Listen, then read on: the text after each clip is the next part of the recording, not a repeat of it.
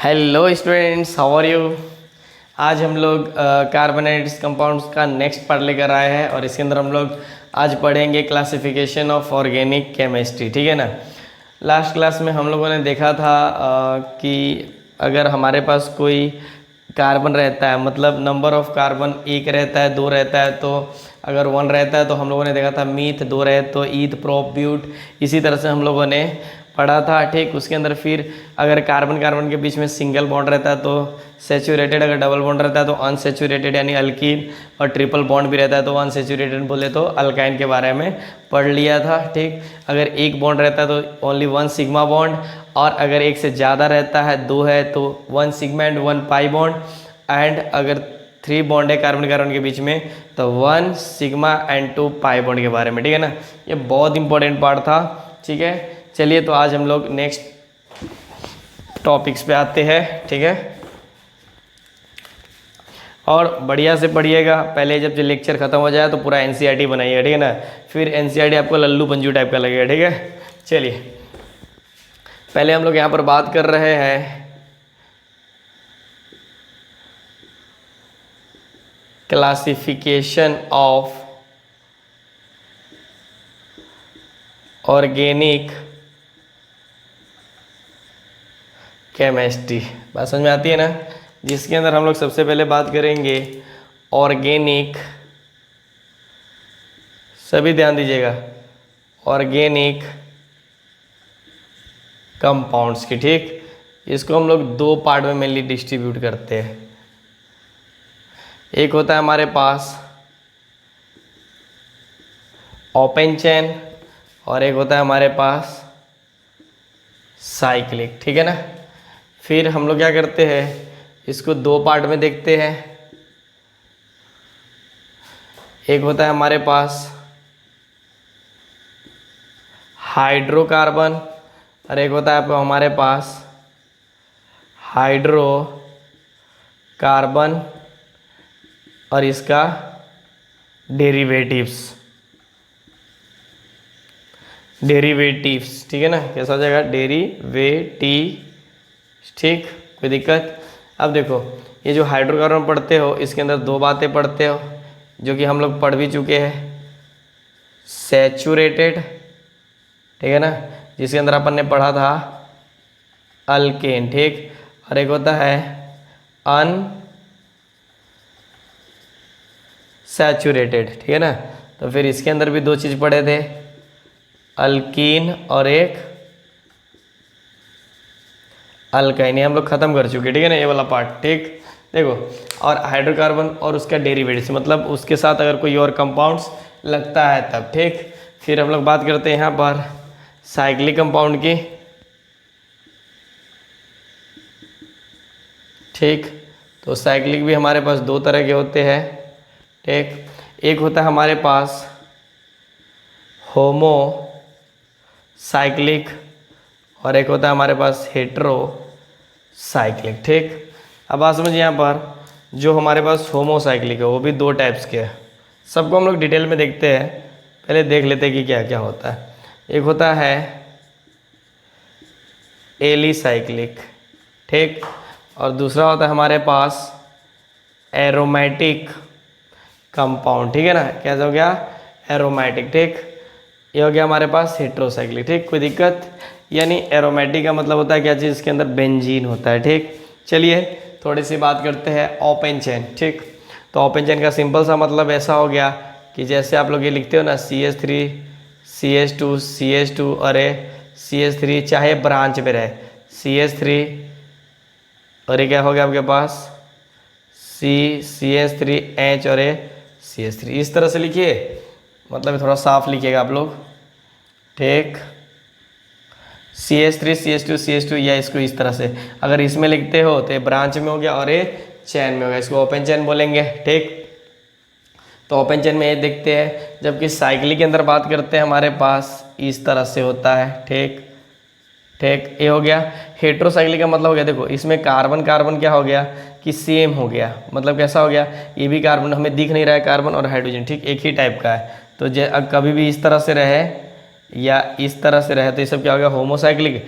लेकिन हेट्रो में अगर सपोज कर लीजिए ऐसे दिया हुआ है, ठीक, तो इसके यहाँ पर ऑक्सीजन आ गया, ठीक, या कुछ इस तरह से यहाँ पर नाइट्रोजन आ गया, ठीक। तो देखो ये अदर एटम आ रहा है ना, ठीक, तो इस अदर एटम को क्या बोलेंगे यहाँ पर, जैसे बीच में कार्बन की जगह पर क्या आ गया, नाइट्रोजन, तो सब तो कार्बन है, बाकी क्या हो गया हमारे पास, नाइट्रोजन हो गया, ठीक। तो कैसा हो गया, हेट्रोसाइक्लिक। देखो एलिसाइक्लिक का मतलब कैसा हो गया, मतलब उसके अंदर कोई भी बेंजीन नहीं है, ठीक है ना। सिंपल सी बात लिख सकते हो हमारे पास यहाँ पर नो बेंजीन रिंग, कैसा हो जाएगा, इसके अंदर कोई भी नो बेंजीन रिंग, बात समझ में आती है ना। जबकि इसके अंदर क्या हो जाएगा, बेंजीन रिंग होगा, हैव बेंजीन रिंग, बात समझ में आती है ना, कोई दिक्कत। तो हम क्या करते हैं ना, इन सबको थोड़ा थोड़ा एक एक बार करके क्या करते हैं, एक्सप्लेन करते हैं, ठीक। चलिए, हालांकि होमोसाइक्लिक का एग्जाम्पल ऐसे लिख, चलिए ना हम लोग देखते नहीं यहाँ पर, ठीक है। तो देखिए ये सब आप लोग डेटा लिख सकते हो, ठीक। चलिए, तो यहाँ पर हम लोग बात करते हैं सबसे नंबर 1 पॉइंट पे, ओपन चेन, ओपन चैन। सभी लोग को दिख रहा है बराबर, एक मिनट में कैमरे में देखता हूँ, बराबर आ रहा है, हाँ यस बराबर आ रहा है, कोई दिक्कत नहीं है। तो देखो ओपन चेन का क्या मतलब होता है, जो मतलब स्ट्रेट लाइन हो, यानी खुला हो, मतलब यानी इधर से स्टार्ट करते तो इधर ख़त्म हो जा रहा है, ठीक है ना। तो हम लोग इसको लिख सकते हैं सिंपल सी कि these compound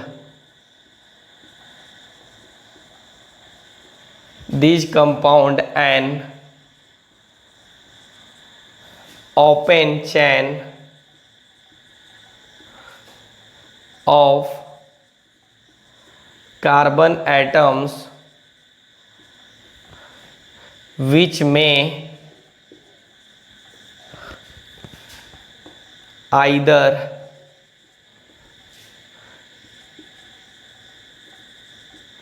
state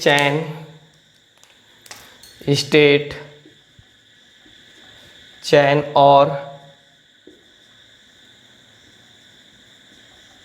branched in nature like, जैसे आप लोग देख सकते हो, देखो सिंपल सी बात है, मैं जैसे लिखता हूँ CH3 CH2 CH3 फिर CH3, या ऐसे लिख दो CH2, फिर हो गया आपके पास CH3, एच है, ठीक। या आप इस तरह से लिख दो CH3 CH CH3 और CH3, क्या हो गया, ये ओपन चेन हो गया। ये ब्रांच में रहे चाहे ये स्ट्रेट लाइन रहे, ठीक है ना, इसको क्या बोलेंगे अपन, ओपन चेन, ठीक। दूसरा हमारे पास हो सकता है क्लोज चैन, क्लोज चैन का मतलब क्या, रिंग चैन, ठीक है ना, बात समझ में आ रही ना। रिंग चैन या साइक्लिक चैन भी अपन इसको बोल सकते हैं। जैसे यहाँ पर देखो साइक्लिक चैन या क्लोज चैन की बात करते हैं, तो इसके अंदर 2 टाइप्स है, होमो हेट्रो, ठीक है ना। तो पहले हम लोग समझते हैं कि मतलब इसको लिख देते हैं कि क्या होता है। आप लोग भी नोट्स बड़े अच्छे से बनाइएगा, ठीक है ना, मैं एक एक पॉइंट को लिखाऊंगा और समझाऊंगा, ठीक है ना। चलिए क्लोज चेन में बात करते हैं हम लोग यहाँ पर कि these organic compound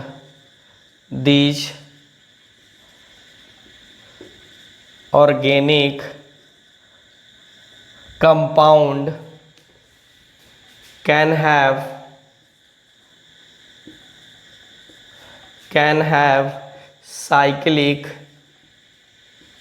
or ring structure, a minimum of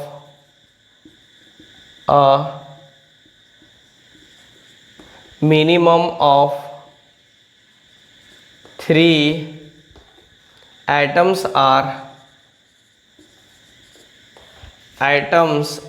needed to form क्या चीज बताइए, जो मार्कर नहीं चल रहा है ना, टू फॉर्म अ रिंग, ठीक। कैन हैव साइक्लिक, ठीक है ना, क्या लिख सकते हैं अपन, to form a ring minimum 2 carbon की ज़रूरत होगी, ठीक है ना। अब देखो ना यहाँ पर मिनिमम 3 और एटम्स की ज़रूरत पड़ेगी। देखो यानी क्या बोला मैंने, these organic compounds can have cyclic और ring structure, a minimum of 3 atoms are needed to form a ring, ठीक है ना। मतलब रिंग फॉर्म करने के लिए मिनिमम कितने कार्बन की जरूरत पड़ेगी, 3, ठीक। ये होता है क्या है कि बंद चैन होता है, जैसे हमारे पास इस तरह से हो गया, ठीक। हालांकि ये 2 तरह के होंगे, जैसे मान लीजिए आपके पास जो रिंग चैन है आपके पास 2 तरह के होते हैं मेनली, एक होता है हेट्रो और एक होमो। तो देखिए ना ये बंद किस किस तरह से होगा, मैं एग्जांपल दे देता हूँ। जैसे या तो ये ऐसे हो सकता है, चाहे मान लीजिए ये भी कैसा हो गया, यहाँ पर अगर ऑक्सीजन ये हेट्रो हो गया, ठीक, ठीक, ये हो गया ऑक्सीजन, फिर ये हो गया, चाहे हम लोग समझिएगा यहाँ पर कि कंपाउंड के अंदर एक डबल बॉन्ड हो गया, ठीक है ना। ये इसी तरह से ETC, या आप मान लीजिए ना कि एक बेंजीन बची जा रहा है, ये बेंजीन हो गया, ठीक। इस तरह से कोई कंपाउंड रहता है, तो देखो ये सब क्या है, बंद है, ये भी बंद है, ये भी बंद है, ये, तो इसको हम लोग क्लोज चेन बोलेंगे। अब यहाँ पर जो क्लोज चेन होता है हमारे पास, वो मेनली 2 तरह के होते हैं, एक होता है एलिफैटिक और एक क्या होता है, एरोमेटिक। तो एलिफैटिक का सिंपल सा मतलब होता है कि इसके अंदर क्या है कि सिर्फ और सिर्फ या तो मतलब जिसके अंदर एक भी बेंजीन ना हो, बात समझ में आ रही है, नो बेंजीन। तो मैं इसको लिख सकता हूँ कि रिंग इन 2 टाइप्स, जैसे यहाँ पर लिख लीजिए ना, क्लोज चेन आपके पास 2 टाइप्स के होते हैं, तो 2 टाइप्स कौन कौन से हो जाएगा, ठीक है, बताता हूँ मैं अभी आप लोगों को। फर्दर क्लासिफाइड इनटू 2 टाइप्स, तो हमारे पास इसके अंदर पहला आ गया एली साइक्लिक, कैसा हो गया, एली साइक्लिक, ठीक। तब बताइए हमारे पास, तुम लिख सकते हैं दोज कार्बोसाइक्लिक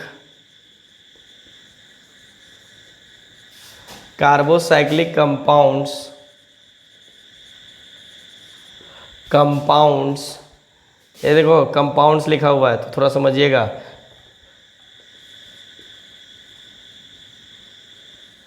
कंपाउंड्स, ठीक है ना, क्या हो जाएगा, एलिफैटिक,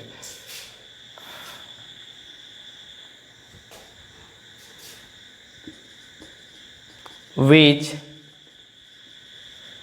रिजेम्बल, ठीक है ना।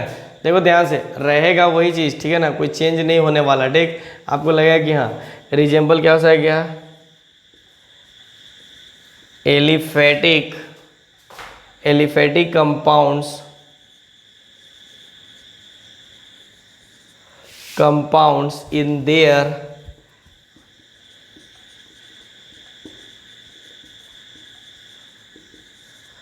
इन their properties are called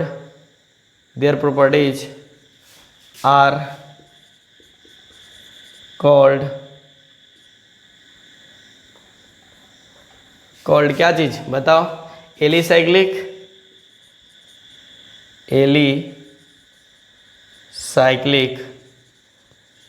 compound, ठीक। सिंपल सी बात है, आप लोग समझिएगा। यहाँ पर जो एलिसाइक्लिक होंगे हमारे पास ये हो जाएंगे कि मतलब होमोसाइक्लिक का मतलब तो मैं यहीं पर बता देता हूँ, देख लो, कोई दिक्कत मत होना। मतलब ये हो गया आपके पास ऐसा, ये हो गया, इसके अंदर कोई फालतू आइटम नहीं आ रहा है, या ऐसा, ठीक, या आपके पास ऐसा, ठीक। हेट्रो का मतलब सिंपल सा कि इसके अंदर कोई अदर आइटम भी आ रहा है। देखो जैसे मैंने इसी को लिखा तो यहाँ पर मान लो ऑक्सीजन, ये हो गया, इसी को लिखा तो मान लीजिए ऐसा हो गया, या इसी को लिखा या इसी को लिखा तो देखो ये हो गया।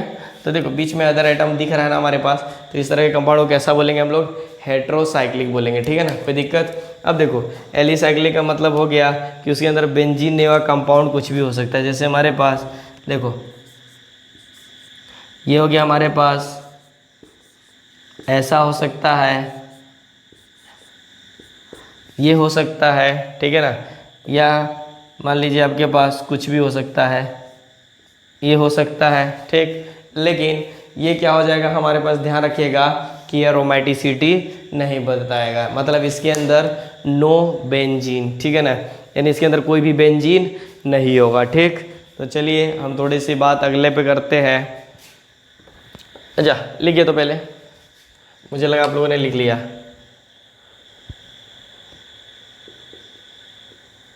क्लासिफिकेशन ऑफ ऑर्गेनिक केमिस्ट्री, थोड़ा सा जल्दी लिखिए। ये ऐसे कीजिए, आप लोग स्क्रीनशॉट ले लीजिए। देखिए तो कुछ छूट तो नहीं रहा है, क्योंकि कभी कभी प्रॉब्लम आ जाता है कि दिखता नहीं है। बराबर लिखिएगा, नोट्स अच्छे से बनाइएगा, मैं पहले ही बता रहा हूँ।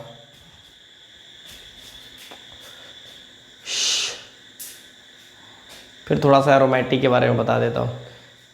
ऐसे कीजिए ना, लिख लिए, थोड़ा जल्दी लिखिए।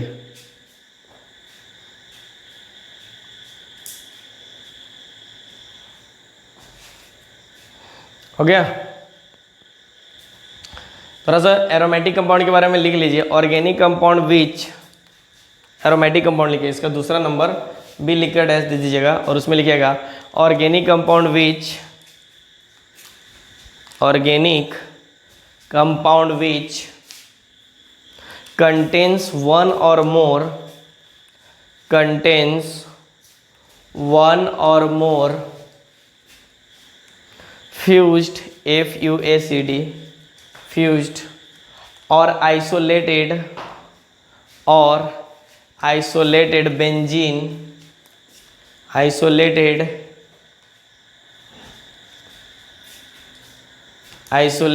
बेंजीन रिंग्स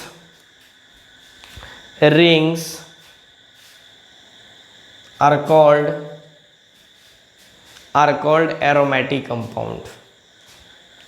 हो गया? चलिए मैं भी इसको मिटाता हूँ। तो यहाँ से हम लोगों ने समझा साइक्लिक के बारे में, एलिसाइक्लिक के बारे में, हाइड्रोकार्बन यानी ओपन चेन सब के बारे में ये हम लोगों ने पढ़ लिया, ठीक।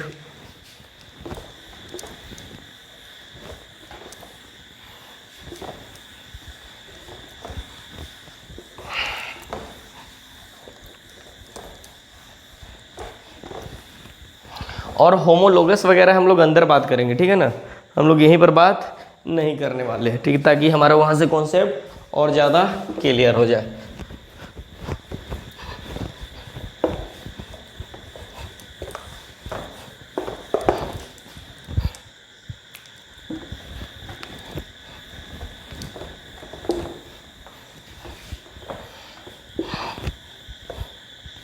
चलिए ये तो हमारा हुआ कि ऑर्गेनिक कंपाउंड के अंदर हम लोग क्या क्या पढ़ रहे हैं, ठीक।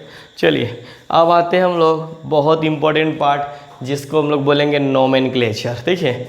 नोमेनक्लेचर का सिंपल सा मतलब होता है नेमिंग ऑफ ऑर्गेनिक कंपाउंड। देखो 11 मिलियन प्लस का ऑर्गेनिक कंपाउंड अवेलेबल है, प्लस ये माइनस में नहीं है, तो इन सब का हम लोग डायरेक्ट नाम तो नहीं याद रख सकते हैं कि जैसे अपन नेमिंग करते हैं किसी का, मतलब जनरली नाम रखते हैं सोनू, मोनू, गोलू, इस तरह से अगर नाम रखते हैं तो हम लोग काफ़ी कंफ्यूज हो जाएंगे। तो हम लोग यहाँ पर कुछ रूल्स और रेगुलेशन पढ़ेंगे IUPAC के अंदर, ठीक। लेकिन उससे पहले देखते हैं हम लोग नोमेनक्लेचर, ठीक है।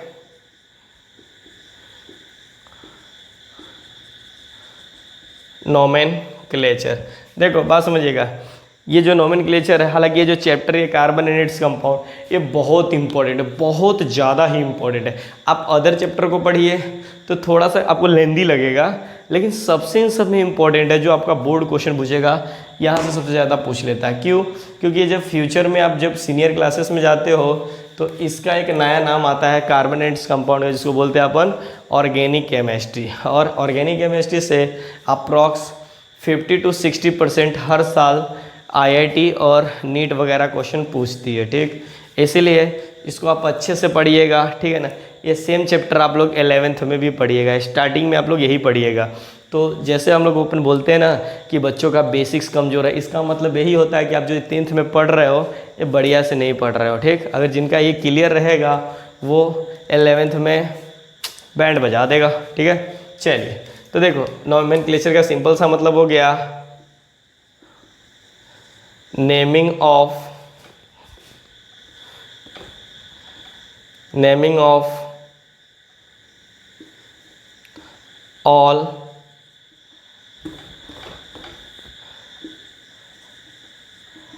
Organic compound. हालांकि और का भी करते हैं, ऐसा नहीं कि सिर्फ इन्हीं का करता है, लेकिन हम यहाँ पर पढ़ रहे थे, यहाँ पर जितने भी तरह के ऑर्गेनिक कंपाउंड होंगे उन सबका हम लोग क्या करेंगे, नेमिंग करेंगे। ठीक, अब देखते हैं यहाँ पर मार्कर नीचे गिरा। तो देखो ये जो आपके पास नोमेनक्लेचर हो मेनली दो टाइप्स के हैं, हम लोग यहाँ पर देखेंगे। ठीक, एक होता है हमारे पास कॉमन नेम, ठीक, और एक होता है हमारे पास IUPAC नेम।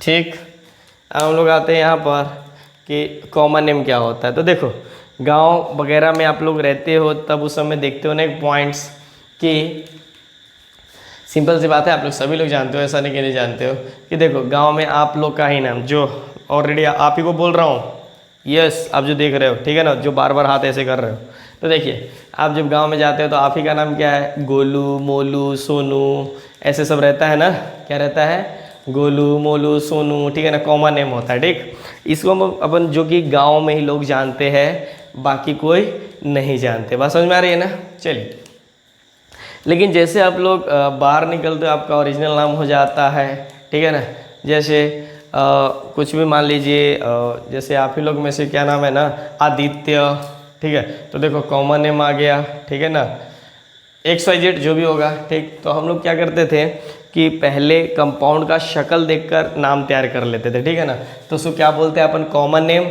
लेकिन एक मतलब रूल और रेगुलेशन का साथ नाम रखा गया जिसको अपन बोलते हैं IUPAC नेम। ठीक, जैसे होता है क्या कि ऑर्गेनिक कंपाउंड हम लोग क्या करते हैं जब रिसर्च करते हैं, ठीक, तो कोई भी आदमी कोई भी कंट्री कुछ भी नाम रख देगा तो काम चलेगा क्या।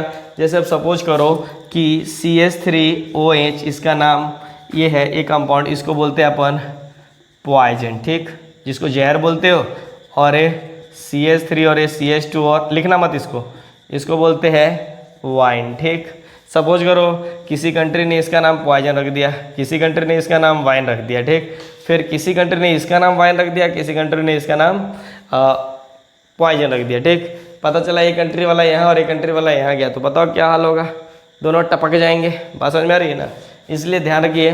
तो फिर एक सेंटर बनाया गया, ठीक है ना, जिस सेंटर का नाम था international union pure applied and chemistry. बात समझ में आ रही है ना, समझ में आया। तो इस अब कोई भी कंपाउंड जब रिसर्च होता है तो सबसे पहले कहाँ जाता है, IUPAC सेंटर, ठीक है ना, वहाँ पर पहले इसका नेमिंग होता है, उसके बाद जितने भी तरह के पूरे वर्ल्ड का NCERT बुक होता है उसके अंदर दिया जाता है, तब हम लोग नाम के बारे में जान पाते हैं। ठीक, तो चलिए, तो हम इसको लिख सकते हैं, इसका शक्ल देखकर आप लोग नाम बता देते थे, तो इसको क्या लिखोगे, on the basis of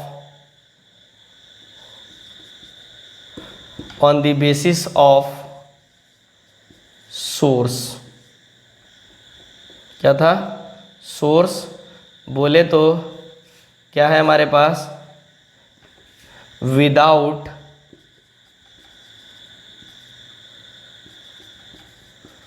rules, बिना रूल्स का ही चलता है। जबकि ये क्या था हमारे पास, on the basis of rules, ठीक है ना, कैसा है, रूल के बेसिस पे चलेंगे। ठीक है, चलिए, गाना बजने लगा, गाना नहीं है घंटी है। ठीक, चलिए, तो ये हो गया हमारे पास। देखो जैसे कॉमन नेम की बात करते, एक दो कॉमन नेम कर देता हूँ मैं, जैसे CH3, CH2 और CH3। देखो ध्यान रखना, 1 2 3, बस। अब देखो यहाँ पर, ये देखो अगर कभी भी कोई कंपाउंड इस फॉर्मेट में रहता है, किस फॉर्मेट में रहता है, इस फॉर्मेट में रहता है, तो इसको देखो इस फॉर्मेट में, जैसे इसको आधा बॉन्ड और इस कार्बन के साथ, ठीक है ना, 2 प्राइमरी कार्बन रहता है। ठीक, तो इसको इस फॉर्मेट को बोलते हैं आइसो। क्या बोलेंगे, आइसो। टोटल कार्बन कितने, 1 2 3 4 5, तो आइसो पेंटेन। अब बात करते हैं कि अगर ऐसी बात ले लेते हैं CH3 और ए नीचे CH3, फिर हमारे पास CH2 और ए CH3, ये सब एच है, जो इन दिख रहा है ना वो CH3 है। अगर कोई इस फॉर्मेट में रहता है, देखो इस फॉर्मेट में, देखो अब की बार इस कार्बन के साथ 3 प्राइमरी है, तो इस तरह से इस फॉर्मेट में रहता है, तो इसको बोलते हैं नियो। ठीक, अब टोटल कार्बन कितने हैं, 1 2 3 4 5 6 7, 1 2 3 4 5 6, 1 2 3 4 5 6 के लिए क्या लगाते हैं, हेक्सेन। ठीक, तो इस तरह से नेमिंग करते गए तो बहुत सारे कंपाउंड्स हैं, इन सबका नाम हम लोग नहीं कर पाएंगे। ठीक, तो शक्ल देखकर आप कंपाउंड का नाम कितना रखिएगा। अगर आपसे पूछा जाए 50 लोग का, आपके क्लास में जितने बच्चे हैं उन सबका नाम बताइए, तो आप क्या करोगे, अगर 50 बच्चे हैं तो कुछ का नाम याद होगा और बाकी का नाम याद नहीं होगा। ठीक, इसलिए हम लोगों ने एक रूल्स बनाया, जिस रूल्स पे हम लोग अब काम करेंगे। ठीक है ना, इस रूल के भी कुछ टाइप्स होंगे, तो पहले आप इसको नोट कीजिए, फटाफट नोट कीजिए, फिर हम लोग आते हैं नेक्स्ट पॉइंट पे।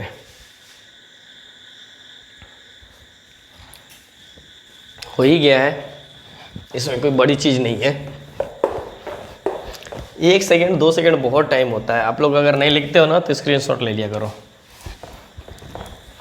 और हाँ, एक बात ध्यान रखिएगा, कि जितना भी पढ़ाया जा रहा है, जब क्लासेस ओपन होगी, ठीक है ना, तो हम क्या करेंगे, वहाँ पर इन सबका एक बार रिवीजन कर लेंगे। लेकिन नोट्स आप लोग प्रॉपर बनाए रहिएगा, तभी तो हम लोग इसको रिवीजन करेंगे ना। ठीक है, चलिए अब हम लोग आते हैं अपने IUPAC पे। IUPAC, ठीक, देखो इसका फुल फॉर्म क्या होता है हमारे पास, इंटर, अच्छे से लिखिए, international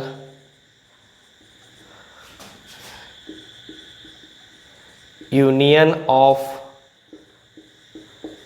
pure and applied chemistry. क्या हमारे पास समझ में आई, कोई दिक्कत, इसमें क्या दिक्कत होगा। अब हम लोग क्या करते हैं, इनमें नेमिंग के बारे में बात करते हैं। ठीक, चलिए ठीक, देखिए इसके अंदर जो होते हैं ना, इसके अंदर भी हम लोग 2 तरह की बातें करते हैं। एक तो होता है हमारे पास, बात समझिएगा, अब बोलेंगे सर हर चीज़ में 2 टाइप्स, हाँ, एक होता है हमारे पास अल्क ग्रुप, एक बात होती है अल्क ग्रुप होता है, दूसरा हमारे पास होता है सफिक्स। ठीक, ये सब मैंने बताया इससे पहले भी। देखो सफिक्स का मतलब ये होता है, अगर सिंगल बॉन्ड रहा तो ENE, डबल बॉन्ड रहा तो मतलब ENE, और ये रहा तो YNE, ट्रिपल बॉन्ड रहा तो YNE। और अल्क ग्रुप का मतलब सिंपल सा होता है नंबर ऑफ कार्बन एटम्स, मतलब अगर एक कार्बन है तो मीथ, 2 है तो प्रो, मतलब ध्यान रखिएगा, मतलब C की वैल्यू 1 है, क्या है, C की वैल्यू 1 है, तो इसका मतलब है मीथ, 2 है तो ईथ, और C3 है तो प्रोप, और C4 है तो ब्यूट, और C5 है तो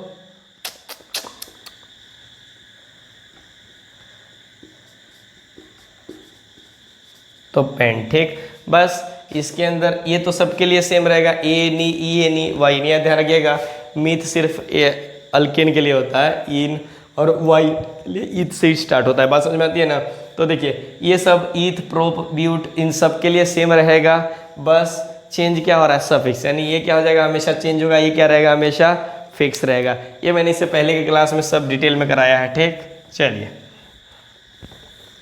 ठीक, एक होता है आपके पास पेरेंट चेन, क्या होता है हमारे पास, ध्यान दीजिएगा, पेरेंट चैन, इसको हम लोग डिनोट करते हैं PC से। ठीक, इसको बोलते हैं the longest continuous chain chain of carbon atoms is called parent chain. बोले तो पीसी। जैसे मैं आप लोग को एक एग्जांपल देता हूँ, आप लोग समझिएगा। जैसे carbon carbon carbon carbon carbon carbon carbon carbon, ठीक। हम लोग यहाँ पर दिया गया सी। अब आपसे पूछा, देखो अब सबको पता है ना यहाँ पर हाइड्रोजन कितना है, जूम करके देखिए। मैं इसको जूम करके दिखाऊँ क्या? इसको जूम कीजिएगा तो CH3 दिखेगा, ठीक। हाँ अब मिटा दो। बात समझ में आती है ना, जूम करने आता है ना, वेरी गुड। देखिए चैन कैसा हो सकता है कार्बन का कि या तो लॉन्गेस्ट चैन आपके पास ए भी हो सकता है, या तो लॉन्गेस्ट चैन आपके पास ए भी हो सकता है, या तो लॉन्गेस्ट चैन आपके पास ए भी हो सकता है। मतलब इन तीनों में कुछ भी हो सकता है, ठीक। तो जो लॉन्गेस्ट कार्बन का चैन कैसे भी हो सकता है, ध्यान रखिएगा, ये पॉइंट को क्लियर रखिए, ठीक है ना। चैन कैसे भी हो सकता है, बस उसमें कार्बन की संख्या ज़्यादा होना चाहिए। इसमें देखिए 1 2 3 4 5 6, ठीक है ना। इसमें देखिए 1 2 3 4 5 6 7 8। इसमें देखिए 1 2 3 4 5 6 7 8 9। तो 9 वाला सबसे ज़्यादा है, ठीक है ना। ये हो गया आपके पास, इसको क्या बोलेंगे, लॉन्गेस्ट चैन। और लॉन्गेस्ट चैन का नाम क्या हो गया, पेरेंट चैन। और जो एक होता है हमारे पास सब्स्टिट्यूएंट, ठीक। तो सब्स्टिट्यूएंट किसको बोलेंगे, जब कोई पेरेंट चैन में इंक्लूड नहीं होता है, कोई ग्रुप अगर पेरेंट चैन में इंक्लूड नहीं होता है तो उसी को बोलते हैं अपन सब्स्टिट्यूएंट, या इसी को बोलते हैं प्रीफिक्स। क्या बोलेंगे, प्रीफिक्स, ठीक है ना। समझ में आते हैं ना, कोई दिक्कत नहीं, ठीक। चलिए तो हम लोग यहाँ पर समझे कि पेरेंट चेन क्या होता है, और उसके बाद सब्स्टिट्यूएंट SUB है, सब्स्टिट्यूएंट या प्रीफिक्स क्या होता है, ठीक है ना। वेरी गुड, ठीक। चलिए यहाँ से आप लोग को एक और मुझे नोट बताना है, जो कि आप लोग को ध्यान रखना बहुत इंपॉर्टेंट पॉइंट है, ठीक है ना। आप लोग ये मत समझना कि हम लोग जूनियर क्लास में, आप लोग ये समझो कि हम सीनियर क्लासेस में, और कॉन्सेप्ट क्लियर होना चाहिए, ठीक है ना। चलिए ऐसा नहीं कि सिर्फ NCERT का बुक बनाना है, ठीक। मतलब इतना पढ़िए कि NCERT का बुक लगे आपको लल्लू पंजू बुक है, ठीक है ना। चलिए तब अब यहाँ पर देखिए एक पॉइंट है हमारे पास, अल्काइल ग्रुप, ठीक। अब अल्काइल ग्रुप क्या होता है, तो देखिए बात समझिएगा कि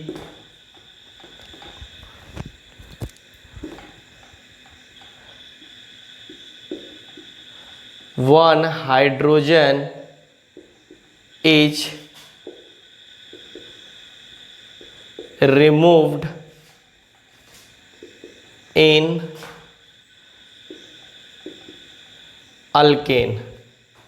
मतलब यहाँ समझिएगा यहाँ पर कि एक हाइड्रोजन को हमने रिमूव किया है कहाँ से, अल्केन से, ठीक है ना, इन अल्केन। जैसे एक एग्जांपल लेते हैं, आपके पास CH4 दिया हुआ है, ठीक। तो इसमें से हम एक हाइड्रोजन हटा रहे हैं, ठीक, हटा रहे हैं ना। तो देखो हटाएंगे तो हमारे पास क्या बना देगा, CH3, ये इस तरह से बना देगा, ठीक। तो ध्यान रखिएगा कि इसका नाम क्या है हमारे पास, मीथेन, मीथेन।